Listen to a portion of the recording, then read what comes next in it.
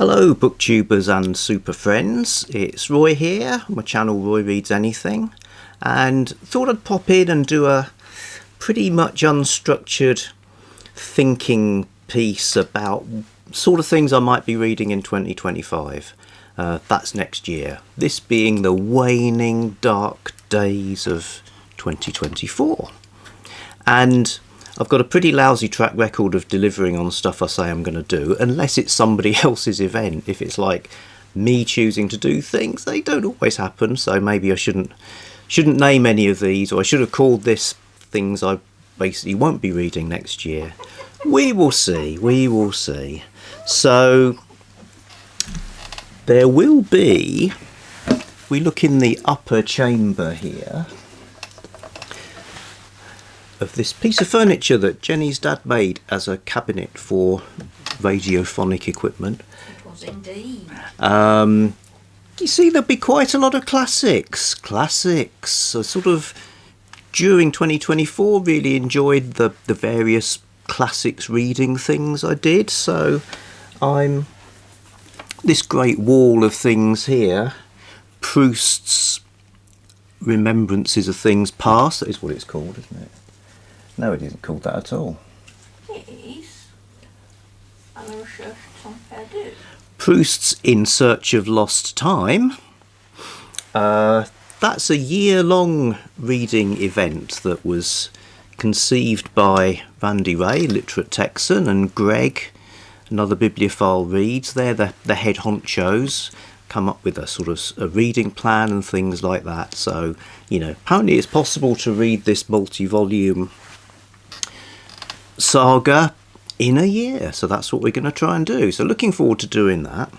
Also, another thing with Greg at the centre of it is Brothers Karamazov.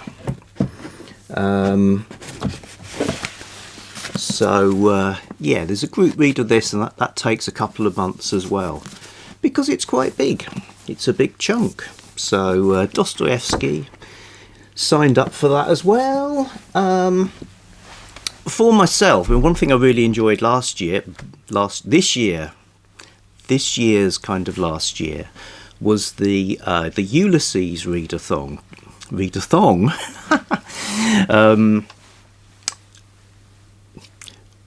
James Joyce's Ulysses, which a bunch of us read together, comprising the Ulysses 6. In fact, I liked it so much I'm reading it again. They do say reading it twice is the best way to read it. In fact, I'm sort of, when I say reading, I'm listening to the audiobook on the Audrey app, which, as well as the reading of each of the sections, has some really good supplementary material by Sophie Corser, who wrote this book, Reader's Joyce, and her notes and text and voice notes and images. It's really accessible, really fun, and is a real enhancement to reading and enjoying Ulysses. Also, I wanted to take this bad boy for a spin.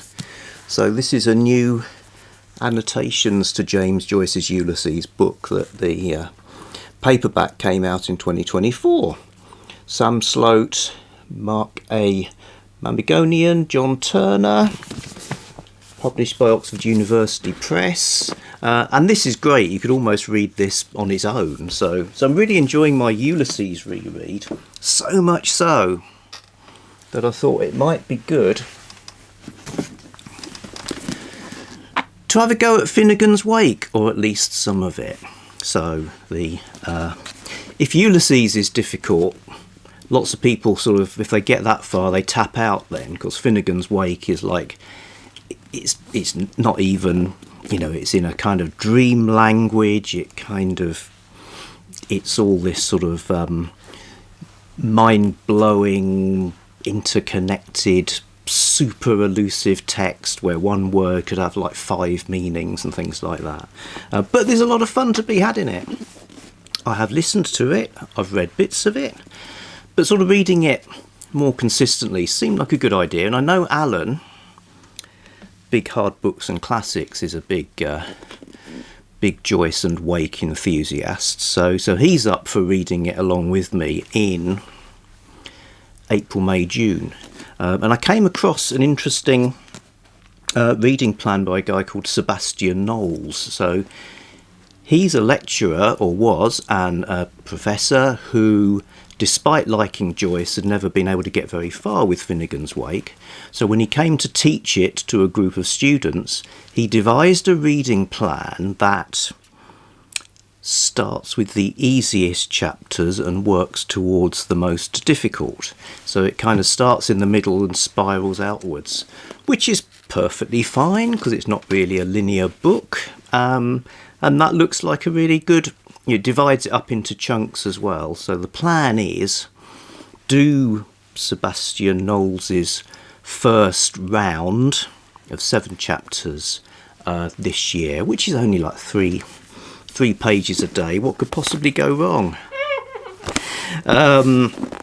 Yeah, so that's a plan for later. I'll announce that properly, I guess, nearer the time. But if you're interested, they've already launched a Discord with some discussion bits about this. I'll put a link down below. So classics, but that's not all that 2025 that's not all that 2025 will be about, because as well as the upper chamber we have the lower chamber, which is full of pulpy things, you know, sort of the less accepted end of literature, the sort of stuff that gets read in Garb August and events like that. And I don't want to give up on that side of things as well. It's in the nature of these sort of books. You can't predict exactly what you're going to find or read. I do have to read The Sign of the Sphinx, featuring Anne Sheridan, the film star, as a detective from the 1940s. I have also acquired an unfeasible for a 63-year-old set of Sweet Valley High books. Well, I missed out the first time for all sorts of reasons. I was too old for them then, and we're in the wrong country anyway. So now we're younger and in the right country. I've gone. You know when they overclock a car, Yeah. the mileometer goes round again. Yeah. I'm on my second way around now. I had FOMO watching MJ and Criminally, enjoying reading the werewolf sequence.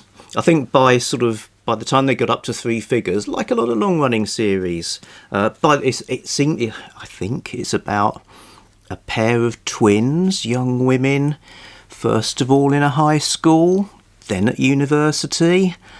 I guess by now they're in an old people's home. But yeah, they were casting around for ideas, so you get things like this werewolf series, and there's also a sort of prom thriller as well. You know your trouble. You're too easily led. You're probably right there. That Yeah. Holly and MJ, they're a bad influence on you. I know, but I've got the Victober lot as well now. Oh, no. God. My time is not my own. So there'll be that. So my plan is to cruise into next Christmas, because one of those books is a Christmas book, so I can, cruise into next Christmas with Sweet Valley High buoying me up. What else? Oh yeah, I've also put together a set of, for no particular reason, I've got a lot of books featuring people or things in London. So The Saint in London, for instance. Some comedy sleaze by Stanley Morgan. The Flyboys in London, which I wouldn't normally buy, but when I read that the author was also an actor who had appeared in the film Conga,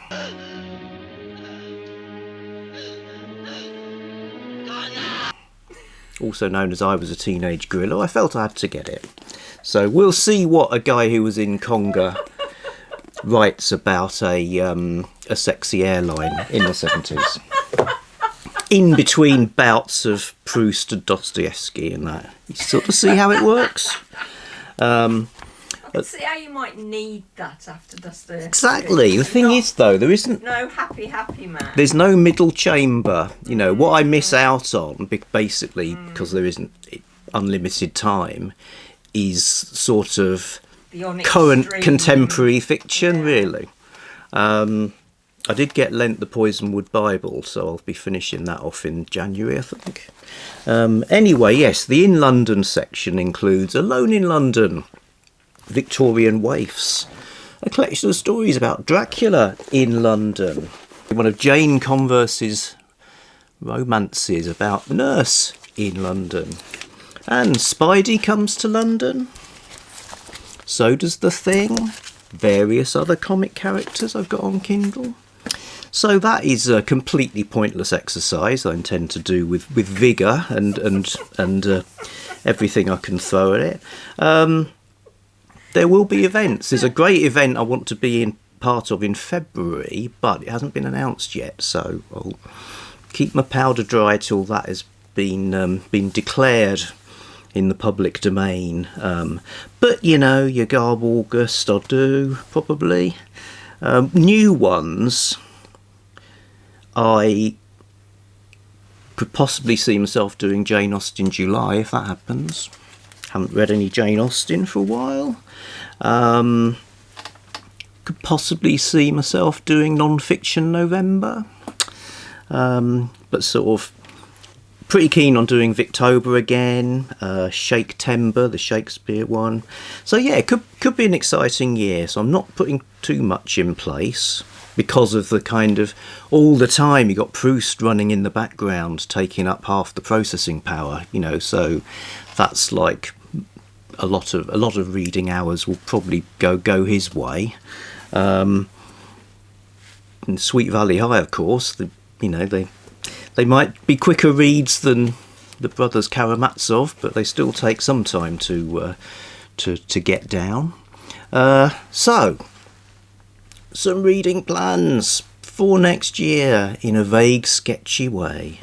We'll carry on making videos. We might come up with some different formats or whatever. Who knows? We got some ideas. I've just got an idea for another T-shirt. Ah. If I join in with the Austin thing. Read Austin, she's Boston. Of course, people who don't know what Boston means won't have the foggiest idea what I've just said. But, yeah, that makes it even better. Yeah. Okay, folks, we're back Black soon Month thing. with something else. Planning one, possibly two more videos before Christmas, and then it might get put to bed until the new year. We'll see. Okay, bye.